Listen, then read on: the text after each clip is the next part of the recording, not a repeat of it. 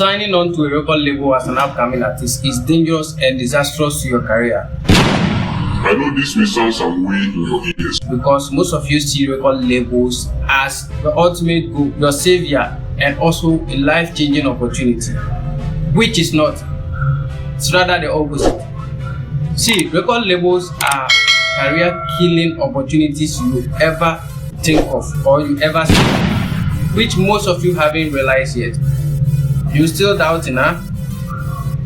Check the likes of Kaki, Kofi Jama, Yao Beg, and recently Besiata. These people should tell you something. What at all is with these record labels that they are not telling you? Well, don't worry. I got the full gist here with me. I want you to stay with me to the end of this video. It's going to be more educative and informative. This is the review with Karim Joy.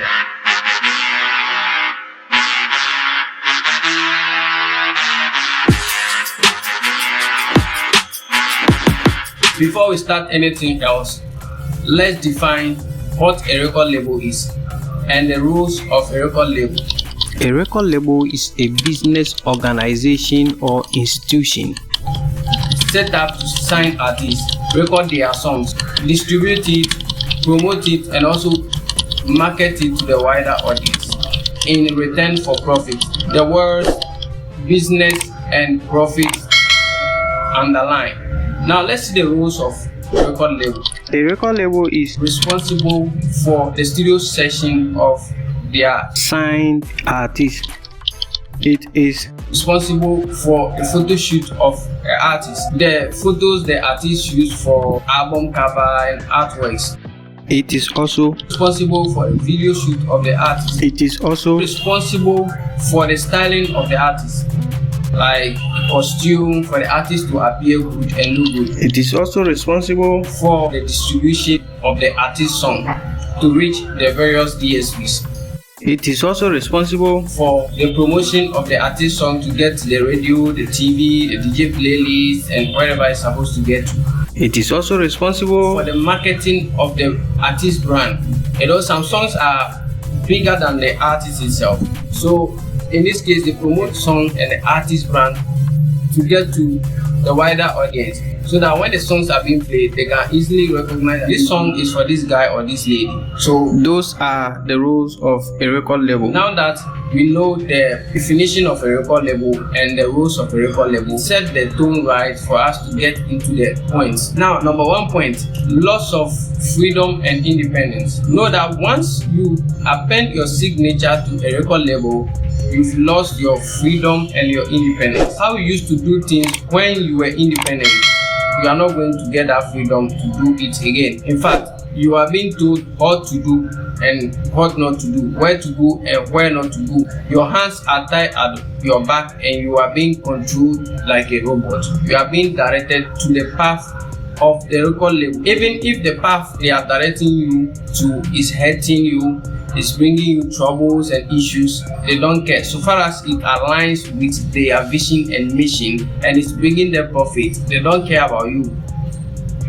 That's how come most of the artists that got signed to record labels, when they come out of that deal and they come to voice out, they normally tell you they don't have their freedom to do whatever they want. They don't have their freedom for their creative work. They are being restricted. A typical example is Sinaso. Sinaso signed a deal with, I think, Universal Music Group, and when she came out of that deal, she said that was the worst mistake she ever did.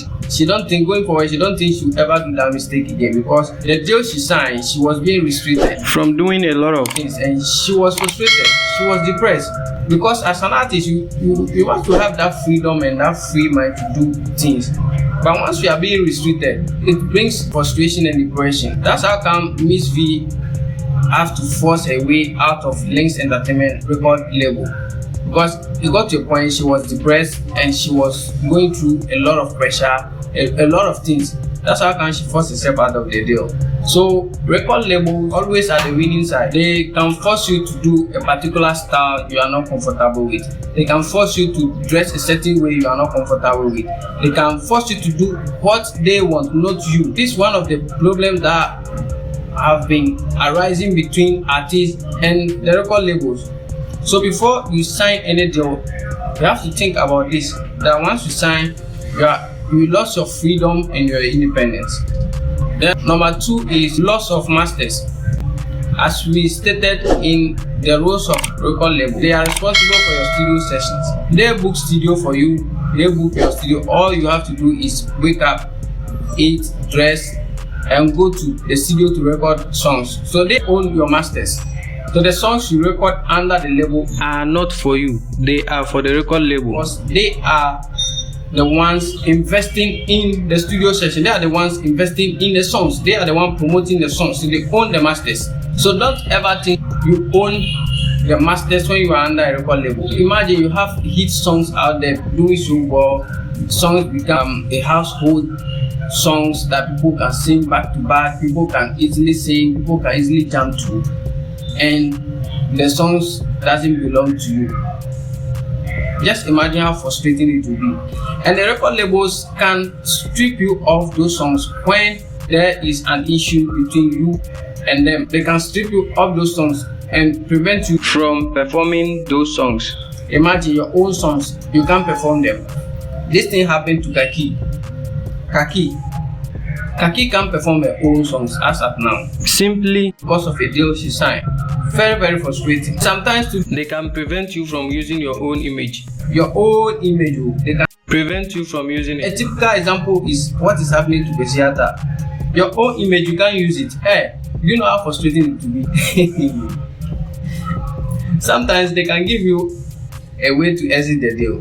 They can grant you that way, exit the deal, but you can't use any of their songs. The songs you record under them, you can't use it. Your own image, you can't use it. And if you go against it, there will be serious legal issues. So, Charlie, before you think about signing the deal, think about this one also. You see the frustration Kwesiata is going through. Number 3 is the advance trap. Record labels, when they sign you, they give you an advance or an upfront money. That money, when they give it to you, they don't tell you what the money is meant for.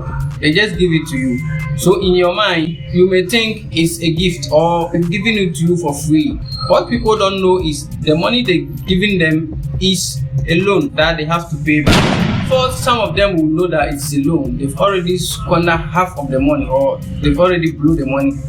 That's how come some of them got trapped with these record labels to now. And some of them, even after serving the label, they end up owing the label. And how do you pay the advance they've given you? How will you pay it back? You pay it back through your music sales, through your streams, through your performances, through your royalties, through your ambassadorial deals. That's how you pay it. And they are not going to give you another advance or another money anywhere Until you pay off that loan. Even if you lobby and they give you another advance, it's still a top-up loan they've given you, which you eventually have to clear all. And if you are lucky and your first album is a hit and it covers all the advance, you eventually get your share of your royalties. But if you are not lucky and the album flops, they will use the money from the second album to clear off the first album's losses, which eventually means you are still in debt. And if your album sales are not generating enough of money for them to cover the advance and all the investment and the expenses they've made so far, they'll have to tap every means or everywhere they will have to tap to get their money back, to recoup their money back. So they will have to tap in your streams, your royalties, your endorsement deals, your performances, and wherever they will tap to get their money back. Because remember, they are not charity organizations, they are profit-making organizations, they are business organizations. Do you understand? So you have to put this at the back of your head, that they are not there to help you or give you a helping hand. They are there to make profit off you or profit from you. You see an artist topping charts, winning awards, touring, like doing all this kind of huge events, selling out auditoriums. Deep inside they are crying because they are in debt. There's something of that sort we are hearing about Black Sherif. If only it is true, because we heard that he owes his landlady for 2 years now and they have to chase him with court here and there. Very, very sad thing to hear. A lot of artists had their fair share of these advanced shit. Examples of such artists are the famous group TLC, Tony Braxton, Tom Petty, the one who sang the Free Falling song, and many more. They eventually have to file for bankruptcy because they had zero bank accounts. It's a serious thing I'm talking about here, man. Play with it. It can kill your career within a second. Then number 14 is artist shelving. Now, some of the record labels, they sign 3, 4, 5, 6, 7 artists. They sign so many artists on the same label. And when they realize you are not good enough or you are underperforming, all they do is they shelve you. They put you somewhere. They stop investing in you, they stop promoting you, they stop marketing you. In fact, you are not out of contract, you are still under contract, but they are not communicating anything to you. And you are in suspense. Just imagine how frustrating that will be. They are not investing in you, they are not promoting you, they are not telling you anything, but you are still under contract. It happened to a lot of artists. Kofi Jama is a typical example in this case. The issue between himself and his record label, God One Records, it got to a point the label stopped investing, they stopped promoting, they weren't communicating anything to this dude, and dude was frustrated.